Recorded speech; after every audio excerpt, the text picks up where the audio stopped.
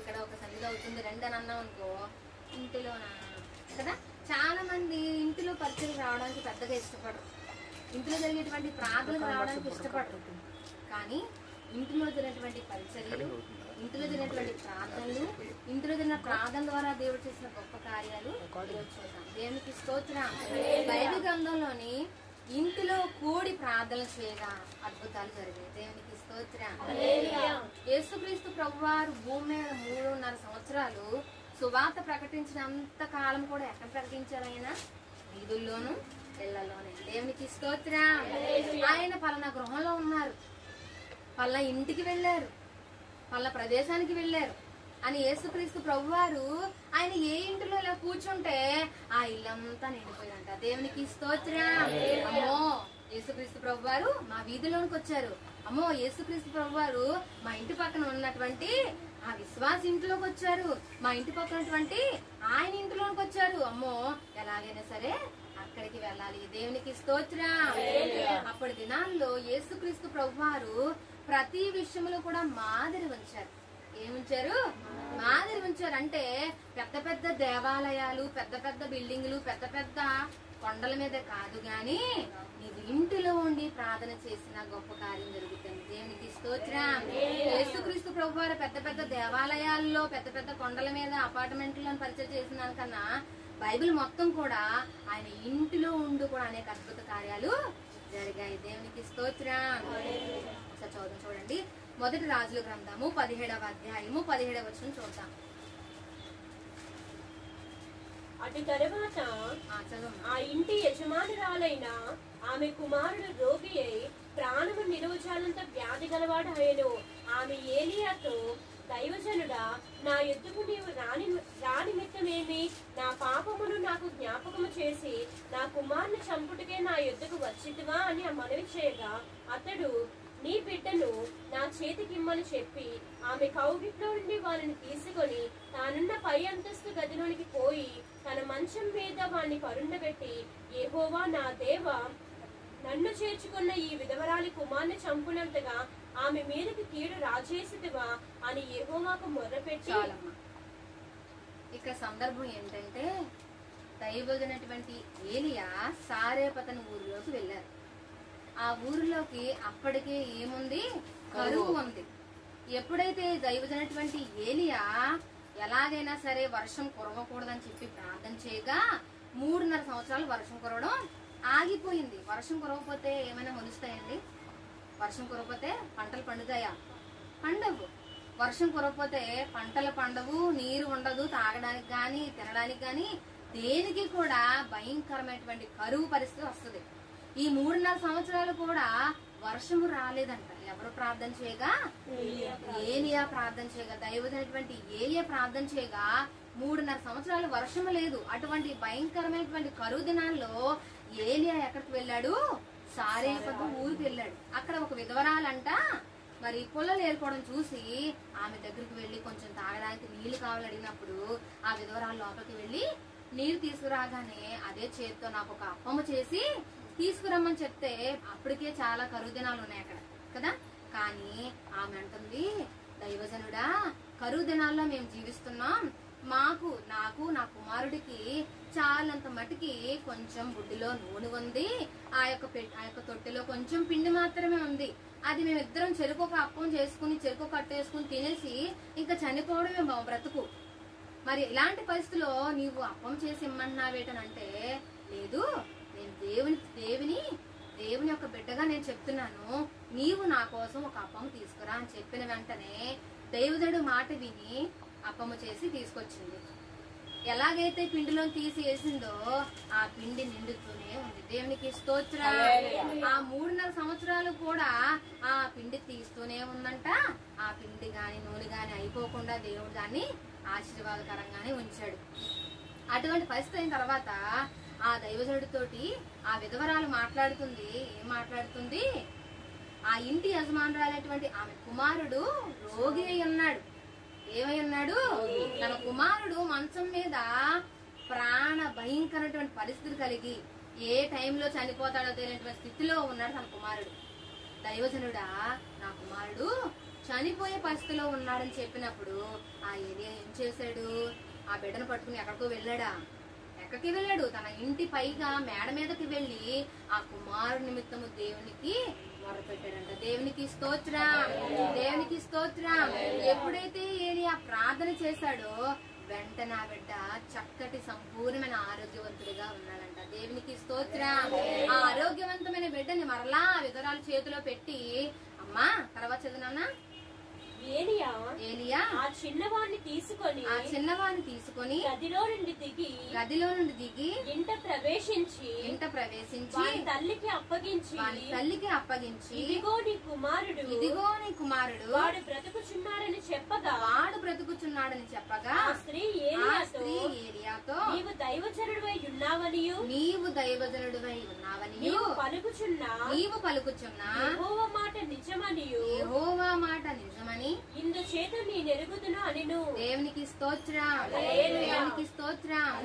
ఏలియా ఎప్పుడైతే అక్కడ అద్భుత కార్యం చేశాడో ఆమె ఏముంచింది? దేవుని మీద విశ్వాసం ఉంచింది. ఇప్పుడు నేను నమ్ముతున్నాను దైవజనుడా, నువ్వు నిజముగా దేవుని కుమారుడివి, నిజముగా నువ్వు దేవుని సేవకుడివి, దేవుని మాట నిజమని కదా, యెహోవా మాట నిజమని నేను ఇప్పుడు నమ్ముతున్నాను అంటుంది. ఈ రోజున అనేకులు ఎందుకు క్రైస్తవులు నమ్మట్లేదు? ఎందుకంటే వాళ్ళు చేసేటువంటి క్రియలను బట్టి, అమ్మో ఆవా చర్చికి వెళ్తుంది కానండి బైబిల్ పట్టుకుని, ఆమె క్రియలు చూస్తే, ఆమె మాటలు చూస్తే, ఆమె నడకలు చూస్తే, ఆమె పనులు చూస్తే ఎవరో దేవుని నమ్ముకోరు అంటారు కదా. కానీ మనము చేసేటువంటి క్రియలను బట్టి దేవుని నామం మహిమపరచబడుతుంది. దేవునికి స్తోత్రం.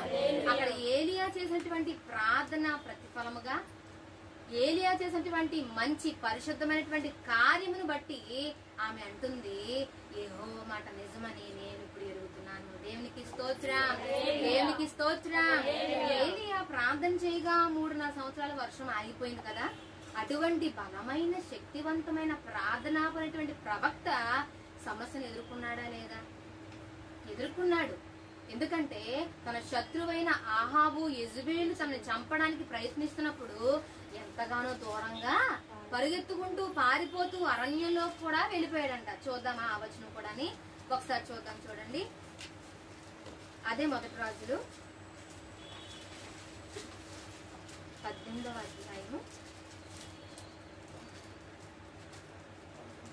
19వ అధ్యాయం చూడండి ఒకసారి. 4వ వచనం చదవండి ఒకసారి. తాను ఒక దిన ప్రయాణము అరణ్యములోనికి పోయి ఒక బదరీ వృక్షం కూర్చుండి మరణాపేక్ష గలవాడే యెహోవా నా పితరుల కంటే నేను ఎక్కువ వాడిని కాను, ఇంత మట్టుకు చాలును, నా ప్రాణము తీసుకుని ప్రార్థన చేశాను. దేవునికి స్తోత్రం. ఏలియా తన ప్రాణాలు కాపాడుకోవడానికి ప్రయత్నిస్తున్న సమయంలో ఎక్కడికి వెళ్ళిపోయాడండి? అరణ్య ప్రదేశానికి వెళ్ళిపోయాడంట. అక్కడికి వెళ్ళి ఏం చేస్తున్నాడు? బదరీ వృక్షం కింద కూర్చుని మరణాపేక్ష గలవాడై, అంటే చచ్చిపోతే బాగుంటది, ఎప్పుడు మరణం వస్తుందా అని ఎదురు చూస్తున్నాడు. మన పరిస్థితులు కూడా చాలాసార్లు అనుకుంటాం కదా, చచ్చిపోతే బాగుంది, ఈ సమస్యలు భరించలేకపోతున్నాను, ఈ భారము నేను భరించలేకపోతున్నాను, ఈ బరువు నేను భరించలేకపోతున్నాను, ఈ సమస్యను నేను ఎదుర్కోలేకపోతున్నాను, ఇంకా చనిపోతే బాగుంటుంది ప్రభువా, నన్ను పెట్టినటువంటి ఈ సమస్యలు నాకు చాలు, ఇక నేను చనిపోతే నాకు మేలు నాయనా, నా ప్రాణాన్ని తీసుకో తండ్రని దేవునికే మనం సజెషన్ చేస్తాం కదండి. అది ప్రతి ఒక్కరి జీవితంలోనే జరుగుతూ ఉంటుంది. ప్రతి ఒక్కరు కూడా ఆయా పరిస్థితులను బట్టి ఏమనుకుంటామంటే, ఇంకా చచ్చిపోతే బాగుంటుంది, ఇక ఎందుకు వచ్చినటువంటి జీవితము, ఎందుకు నాకు ఈ సమస్యలు, ఎందుకు నాకు ఈ శ్రమలని అనుకుంటాం. కానీ ఏలియా ప్రార్థనాపరుడుగా ఉన్నాడు. అతడు ప్రార్థన చేస్తే వర్షం కూడా కురవకుండా ఆగిపోయింది. అలాంటి గొప్ప దైవజనుడు కూడా శ్రమ వచ్చిందా లేదా? వచ్చింది. అతను అనుకుంటున్నాడు, ప్రవ్వా నా ప్రాణానికి తీసేసుకో, నేను ఇంక తట్టుకోలేకపోతున్నాను, నేను ఇంక ఎంత దూరం పరిగెత్తాలి అని ఏలియా ప్రార్థన చేసినప్పుడు దేవుడు ఏం చేశాడు చూద్దాం, చూడండి. అతడు బదరీ వృక్షము కింద పరుండి నిద్రించుచుండగా ఒక దేవదూత వచ్చి అతన్ని ముట్టి, నీవు లేచి భోజనము చేయమని చెప్పెను. అతడు చూసినంతలో అతని తల దగ్గర నిప్పుల మీద కాల్చబడిన అప్పమును నీళ్ల బుడ్డియు కనబడెను. గనుక అతడు భోజనం చేసి తిరిగి పరుండెను. అయితే యెహోవా దూత రెండవ మారు వచ్చి అతన్ని ముట్టి, నీ శక్తికి మించిన ప్రయాణము నీకు సిద్ధమై ఉన్నది, నీవు లేచి భోజనము చేయమని చెప్పినప్పుడు అతడు లేచి భోజనము చేసి ఆ భోజనపు బలము చేత 40 రాత్రింపగలు ప్రయాణము చేసి దేవుని పర్వతమని పేరు పెట్టబడిన హోరేబునకు వచ్చి అచ్చట ఉన్న ఒక గుహలోకి చేరి బస చేసెను. యెహోవా వాక్కు అతనికి ప్రత్యక్షమై, ఏలియా, ఇచ్చట నీవేమి చేయుచున్నావని అతన్ని అడుగగా, అతడు, ఇశ్రాయేలు వారు నీ నిబంధనను త్రోసివేసి నీ బలిపీఠమును పడగొట్టి నీ ప్రవక్తలను ఖడ్గము చేత హతము చేసిరి. సైన్యములకు అధిపతియగు దేవుడగునకు యెహోవా కొరకు మహారోషము గలవాడినై నేను ఒకడును మాత్రమే మిగిలి ఉండగా వారు నా ప్రాణమును కూడా తీసివేటికే చూచుచున్నారని మనవి చేసెను. చాలమ్మా, ఇక్కడ ఏం జరిగిందండి? మరణాపేక్ష గలవాడే బదరీ వృక్షం కింద ఏలియా పరున్నప్పుడు దేవుడు ఎవరిని పంపించాడు? దేవుని దూతను పంపించాడు. ఆ దూత వచ్చి తనకి ఆహారం పెట్టిందంట. ఏం పెట్టింది? ఆహారం. ఈ భోజనం దేనికి సాదృశ్యంగా ఉంది? దేవుని వాక్యానికి. దేవునికి స్తోత్రం. మనము కూడా అనేక పర్యాయాలు మరణాపేక్ష కలిగినటువంటి స్థితిలోనికి వెళ్ళినప్పుడు దేని చేత మనల్ని ఆదరించబడతాం? దేవుని వాక్యం చేత. దేవునికి స్తోత్రం. దేవుని వాక్యం చేత మరలా మనం ఏం చేయాలి? మన జీవితాల్లో ముందుకు వెళ్ళాలి. అక్కడ ఏం చేశాడు? అక్కడ నుంచి లేచి మన పరిస్థితిలో మనం అక్కడే ఉండిపోయి, ఇక నా జీవితం అయిపోయింది, ఇక నా పరిస్థితి ఇంతే, ఇక నా జీవితానికి పునిష్టా పడిపోయింది, ఇక నేను ఇంకేం చేయలేను, ఇక అయిపోయింది అని మనం అనుకోవడానికి ఏమాత్రము వీలు లేదు. మనం ఆ ఉన్న స్థితిలో నుంచి మనం లేవాలి. దేవునికి స్తోత్రం. మనం లేచి నిలబడాలి. ఎప్పుడు దేవుని వాక్యం సమృద్ధిగా భుజించినప్పుడు మాత్రమే మనము చేయలేనటువంటి ఏమంటుంది దేవుని దూత? ఏమంటుంది? నీకు శక్తికి మించిన ప్రయాణము నీ ముందు ఉంది కనుక ఈ భోజనము తిని నువ్వేం చేయాలి? ఆ ప్రయాణము కొరకు సిద్ధపడాలి. దేవునికి స్తోత్రం. దేవునికి స్తోత్రం. ఇశ్రాయేలీయులు కనాను పాలు తేనెలు ప్రవహించేటువంటి దేశాన్ని స్వాస్థ్యముగా ఇస్తారని దేవుడు వారికి వాగ్దానం చేసినప్పుడు వాళ్ళ ప్రయాణంలో ఎన్నో కష్టాలు, ఎన్నో ఒడిదుడుకులు, ఎన్నో సమస్యలు వచ్చినాయి. కానీ వారు ఏం చేశారు? ఆ ప్రయాణములో వారి విశ్వాసాన్ని పోగొట్టుకున్నారు. కనుకనే వారు చేరవలసినటువంటి ఆ భూమికి, ఆ దేశానికి వాళ్ళు చేరలేకపోయారు. ఈ రోజున కనాను దేనికి సాదృశ్యంగా ఉందో తెలుసా? పరలోకానికి. దేవునికి స్తోత్రం. ఆహారము, ఆత్మీయ ఆహారము దేవుని వాక్యానికి సాదృశ్యంగా ఉంది. ఆ కనాను దేశం పరలోక రాజ్యానికి సాదృశ్యంగా ఉంది. మనం ఉన్నటువంటి స్థలం నుంచి మనం లేచి ప్రభు ఇచ్చినటువంటి వాక్యాన్ని చేత పట్టుకుని వాక్యము చేతే మరలా బలము తెచ్చుకొని మనం పరలోక రాజ్యం చేరేంత వరకు కూడా మన జీవితంలో ప్రతి ఒక్క ఒత్తిడిని కూడా ఎదుర్కోవాలి. దేవునికి స్తోత్రం. దేవునికి స్తోత్రం. అలాగే చూడండి, కొత్త నిబంధన గ్రంథంలోని యేసుక్రీస్తు ప్రభు వారు చేసినటువంటి గొప్ప అద్భుతం చూద్దాం. మార్కు సువార్త 2వ అధ్యాయము 4వ వచనం.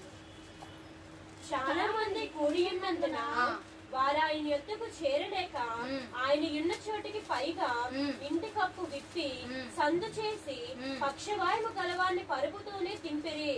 యేసు వారి విశ్వాసము చూచి, కుమారుడా, నీ పాపములు క్షమింపబడి ఉన్నవని పక్షవాయువు గలవానితో చెప్పెను. దేవునికి స్తోత్రం.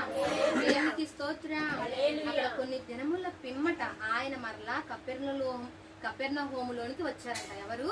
యేసుక్రీస్తు ప్రభువారు. వచ్చిన తర్వాత అక్కడ ఏం జరిగింది? ఆయన ఇంట ఉన్నాడని. దేవునికి స్తోత్రం. యేసుక్రీస్తు ప్రభువారు కపెర్నహూములో ఒక ఇంటిలో ఈ విధంగా కూర్చుని దేవుని వాక్యాన్ని అందిస్తుంటే అనేక సమూహము కూడా ఆయన ఎక్కడున్నా సరే, అమ్మో యేసుక్రీస్తు ప్రభువారు వచ్చారు, ఆయన మాట వింటే గొప్ప కార్యం జరుగుద్ది, ఆయన దగ్గరికి వెళ్తే స్వస్థత కలుగుతుంది, ఆయన దగ్గరికి వెళ్తే పాపాల నుంచి విడుదల పొందుకుంటామని అనేక మంది ప్రజలు ఆయన ఎక్కడ ఉంటే అక్కడికి వచ్చేసేవారు. అలాగే ఇక్కడ యేసుక్రీస్తు ప్రభువారు బోధిస్తుంటే ఈ ఇల్లంతా ఎలాగైతే నిండిపోయిందో అలాగే అక్కడ కూడా నిండిపోయిందంట. కానీ ఈ పక్షవాయువు గల వ్యక్తిని లోపలికి తీసుకురావడానికి కూడా వీలు లేకపోతే ఏం చేశారు?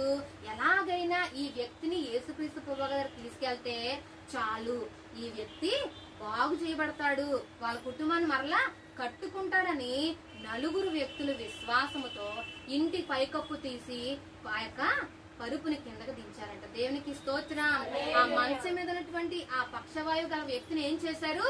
ఆ నలుగురు మనుషులు పట్టుకుని ఆ ఇంటి పైకప్పు తీసి కిందకి దింపి యేసుక్రీస్తు వారి యొక్క ముందు ఉంచారంట. ఆయన అంటున్నారు, ఆ పక్షవాయువు గలవాని వల్ల కాదు గాని తీసుకొచ్చిన నలుగురు వల్ల దేవుడు ఏం చేశాడు? ఆయన బాగు చేశాడు. దేవునికి స్తోత్రం. దేవునికి స్తోత్రం. వీరి వల్ల, ఈ నలుగురి విశ్వాసం వల్ల నీ పాపాలు క్షమింపబడి ఉన్నవి అని చెప్తున్నారు. దేవునికి స్తోత్రం.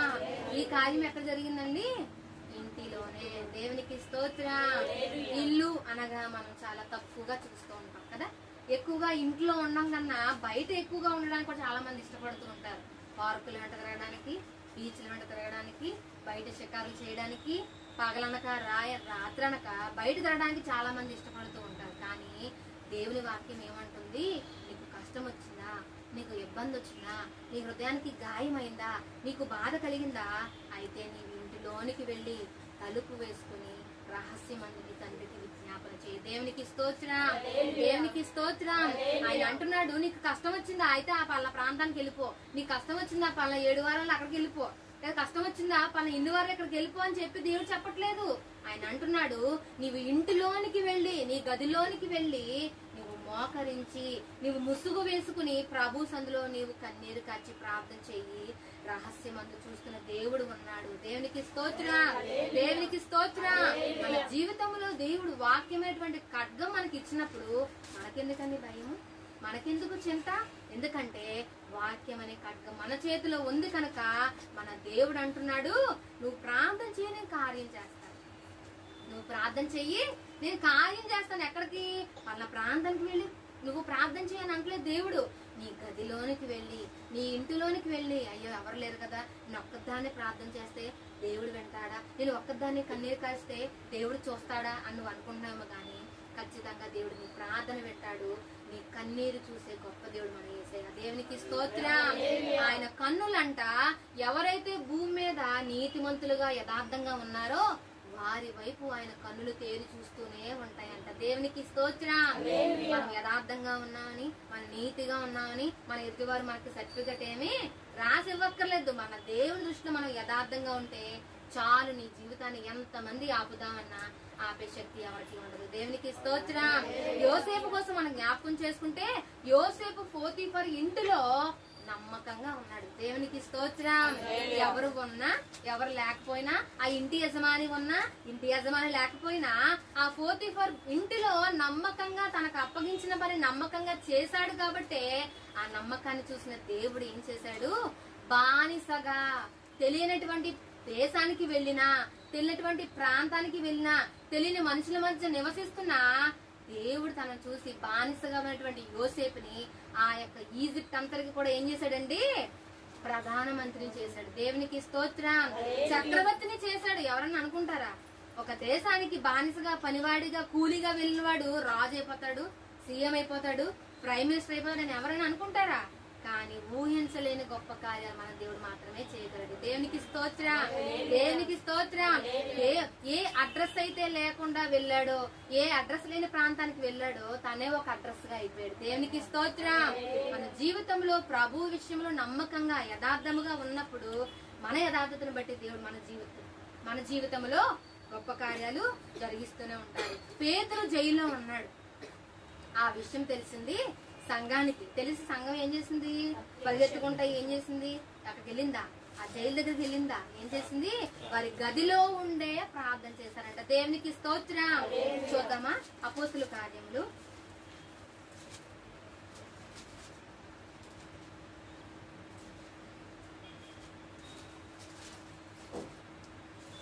చూడన్నా 5వ అధ్యాయం.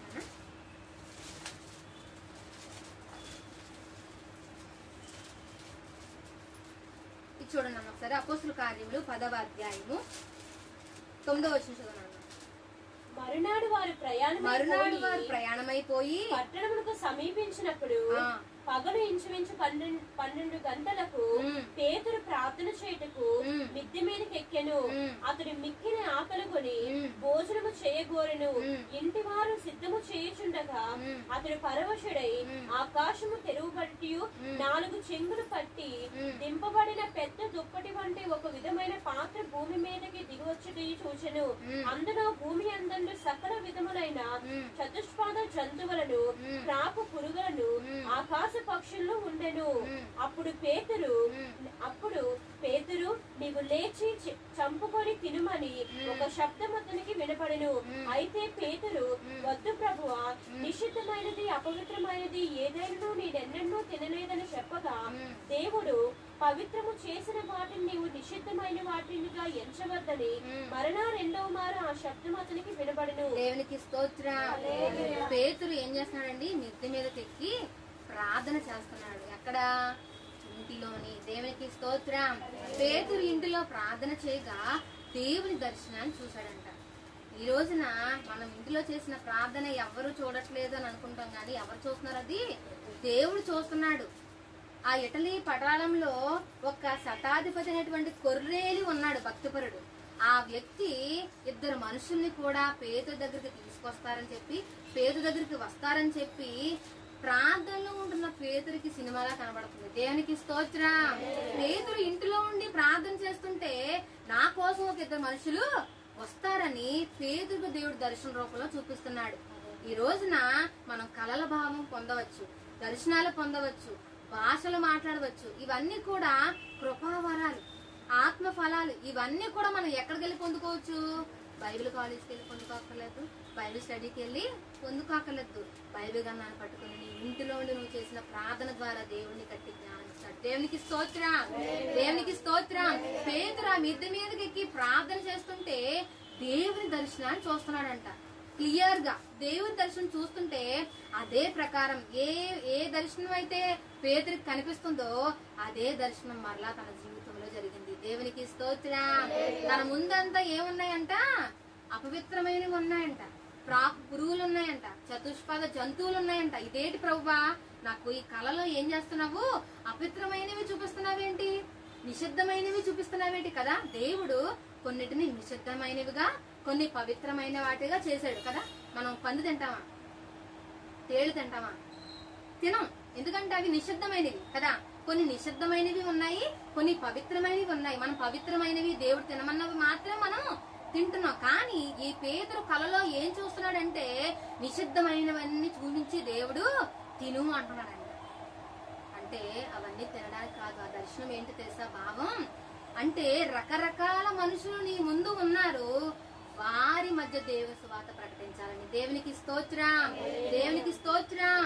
మరలా ఆ దర్శనం ఉన్నటువంటి బాబాని పేతురు గ్రహించి, అయితే నేను అనేక ప్రాంతాలకు వెళ్లి అనేక రకాల మనుషుల మధ్యకి వెళ్లి దేవుని సువార్త ప్రకటించాలని, దేవుని కోసం చెప్పాలని, దేవుని ప్రేమను పంచాలని దేవుడు నాకు చూపిస్తున్నాడని ఆ కళలో పేతురు నిర్ణయించుకున్నాడు. దేవునికి స్తోత్రం. ఈ రోజున మనము అనేకుల మధ్య జీవిస్తున్నాం కదా. రకరకాల మనుషుల మధ్య క్రిస్టియన్స్ ఉన్నారు, ముస్లిమ్స్ ఉన్నారు, హిందూస్ ఉన్నారు, సిక్కులు ఉన్నారు, రకరకాల కులం వారు, జాతుల వారు, తెగల వారు ఉన్నటువంటి వారి మధ్య మనము ఉంటున్న మనము ప్రభు కోసం నమ్మకంగా నిలబడినప్పుడు, ప్రభు కోసం యథార్థంగా జీవించినప్పుడు మనమే ఒక సువార్తగా మారిపోతాం. దేవునికి స్తోత్రం. ఈ రోజున మంచి సాక్ష్యాన్ని కోల్పోతున్నాం క్రైస్తవులుగా. 100కి 99% ఇదే జరుగుతుంది. ఎక్కడో పలానా వాళ్ళండి చాలా మంచి కుటుంబం అని ఎక్కడో 100కో 1,00,000కో వినడం. ఈవెన్ సేవకులు కుటుంబాలు కూడా చాలా మంది నేను విన్నాను. వాళ్ళండి సేవ చేస్తారు కానీ వాళ్ళ పరిస్థితి ఇది. కానీ మన సాక్ష్యం మనం ఇప్పుడు పోగొట్టుకోడు. దేవునికి స్తోత్రం. దేవుని వాక్యం సెలవిస్తుంది కదా. తిమోతి కోసం పౌలు సాక్ష్యం ఇస్తున్నాడు. దేవునికి స్తోత్రం. యోబు కోసం దేవుడు సాక్ష్యం ఇస్తున్నాడు. దేవునికి స్తోత్రం. ఈ రోజు మన కోసం ఆ అన్యుల సాక్ష్యం ఇవ్వాలి. దేవునికి స్తోత్రం. దేవునికి స్తోత్రం. ఇదంతా జరగాలంటే నీవు ఉంటున్నటువంటి నీ ఇంటిలో కన్నీటితో ప్రభు పాదాలు కడిగితే అక్కడ అద్భుతం జరుగుతుంది. మగ్దలేని మరియా యేసుక్రీస్తు ప్రభువారి ఇంటిలో ఉన్నారని విని ఏం చేసింది? తనకు శక్తి మించినటువంటి గొప్ప కార్యం చేసింది. అక్కడ ఏం చేసింది? అత్తరు తీసుకొచ్చి ఏం చేసింది? పగలగొట్టి చేసింది. ఆమె కురులతో దేవుని యొక్క పాదాలు తుడిచింది. తొడవగానే దేవుడు అందరూ అంటున్నారు, ఇంత ఖరీదైనటువంటి అత్తర్ని ఎందుకు ఇలా వేస్ట్ చేస్తున్నావు? ఇది అమ్మి పేదలకి సాయం చేయొచ్చు కదా, పేదలకు అన్నం పెట్టచ్చు కదా, అది పుణ్యం కదా అని సలహా ఇస్తుంటే దేవుడు అంటున్నాడు, పేదలు ఎప్పుడు మీతోటే ఉంటారు కదా, కానీ నేను ఎప్పుడు మీతో ఉండనే. ఆమె నా కోసం ఒక మంచి కార్యం చేస్తుంది. దేవునికి స్తోత్రం, దేవునికి స్తోత్రం.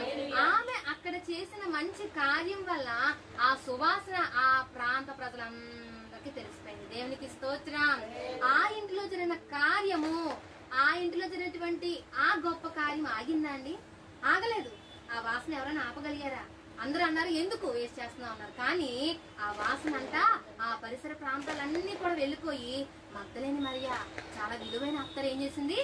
దేవుని పాదాల మీద వేసింది అని చెప్పి అందరూ చెప్పుకోగా దేవుని సువార్త అక్కడ విస్తరించబడింది. దేవునికి స్తోత్రం, దేవునికి స్తోత్రం. మన ఇంటిలో మనం చేసేటువంటి మంచి కార్యాల వల్ల, మంచి పనుల వల్ల, మంచి ప్రార్థన, మంచి సాక్ష్యం కలిగి ఉండడం వల్ల దేవుడు మన జీవితముల ద్వారా గొప్ప కార్యాలు జరిగిస్తాడు. అనేకుల చీకటిలో అంధకార కోపంలో ఉన్నారు కదండి చాలా మంది. ఒకసారి గ్రహించండి, యవనస్తులు ఎలా ఉన్నారు ఈ రోజున? త్రాగుతున్నారు, డ్రగ్స్ తీసుకుంటున్నారు, భయంకరమైనటువంటి దురలవాట్లకు బాగా బానిసలైపోయి ఉంటున్నారు. వారి కొరకు మనం ఏం చేయాలి? ప్రార్థన చేయాలి. అనేకులు దేవుడిని నమ్ముకున్నాము అనుకుని ఏం చేస్తున్నారు? వాళ్ళ జీవితంలో పూజించకూడని వాటిని పూజిస్తున్నారు, చేయకూడని పనులు చేస్తున్నారు. అటువంటి వారందరూ మారాలంటే మనం ఏం చేయాలి? మన ఇంటిలో నుండి మనం ప్రార్థన ధూపాన్ని పంపించాలి. దేవునికి స్తోత్రం. ఆ ధూపము నీకు కనబడకపోవచ్చు గాని ఆ ధూపము సింహాసనం అనేటువంటి దేవుని యొక్క సింహాసనం కూడా కదిపేస్తుంది. కదిపి నా కుమార్తె నా కొరకు ఎంతగా విజ్ఞాపన చేస్తుందని ఆయన అక్కడి నీ ఇంట్లోకి వచ్చేస్తాడు. దేవునికి స్తోత్రం. ఆయన ఇంట్లోకి వస్తే చాలు, నీ జీవితం మారిపోతుంది. దేవునికి స్తోత్రం. ఆయన ఎక్కడ ఉంటే అక్కడ అద్భుతాలే, ఆయన ఎక్కడ ఉంటే అక్కడ సూచక్రియలే, ఆయన ఎక్కడ ఉంటే అక్కడ ఆశ్చర్య కార్యాలే. నీ జీవితంలో నీ ఇంటిలో యేసయ్య ఉంటే నీకు ఇంకేముంది కొద్దువా? నీ ఇల్లు ఎప్పుడు కూడా ఎలా ఉంటుంది? నీ గిన్నె నిండి పొంగి పొర్లుతూనే ఉంటది. దేవునికి స్తోత్రం, దేవునికి స్తోత్రం. అటువంటి కృపలోనికి నీవు రావాలంటే నీవు ఉన్నటువంటి నీ ఇంటిలో నీవు ఎలా ఉంటున్నావు? ఇంటిలో గొప్ప గొప్ప పరిచర్యలు జరిగినాయి కదా. రోజు ఏం చేస్తుంది? పేద చెరసాల్లో ఉన్నారని చెప్పి సంఘమంతా ఒక ఇంటిలో మాత్రమే కూడుకొని ప్రార్థన చేస్తుంటే ఏం చేశారు? దేవునితో ఆ ప్రార్థన ఉరికిపోయిందా? ఆ ఇంట్లో వారు చేసిన ప్రార్థన ఏమైపోయింది? దేవుని దగ్గరికి వెళ్ళిపోయి దేవుడు అంటున్నాడు, దేవుని దూతకి ఆజ్ఞాపించాడు, నా కుమారుడు ఎక్కడున్నాడు? చెరసాల్లో ఉన్నాడు. సంఘం ఎంతో భారంతో ఇంట్లో ప్రార్థన చేస్తుంటే మనం ఎలాగుండగలం? నువ్వు వెళ్ళి నా సేవకుడిని తీసుకొచ్చి అని చెప్తే దేవుని దూత వచ్చి చెరసాల సంఖ్యలన్నీ అలాగే ఉన్నాయి, అక్కడ పేతురు లేడు, బయటకు వస్తాడు. దేవునికి స్తోత్రం, దేవునికి స్తోత్రం. సంఖ్యల చేత అనేక రకాల చెరలో ఉన్నటువంటి వారిని విడిపించడానికి శక్తివంతమైన ఖడ్గమే ప్రార్థన. దేవునికి స్తోత్రం. ప్రార్థన ఎటువంటి చెరలో ఉన్న వారినే విడిపిస్తుంది. ప్రార్థన ఎటువంటి ఇబ్బందుల్లో ఉన్న వారిని విడిపిస్తుంది. ఈ రోజు నా చెరలోనికి వెళ్లిపోతున్న విషయం కూడా తెలియకుండానే అనేక మంది చెరలోనికి వెళ్లిపోతున్నారు కదా. త్రాగుడు అనే చెరలోనికి ఎంతమందో వెళ్లిపోతున్నారు.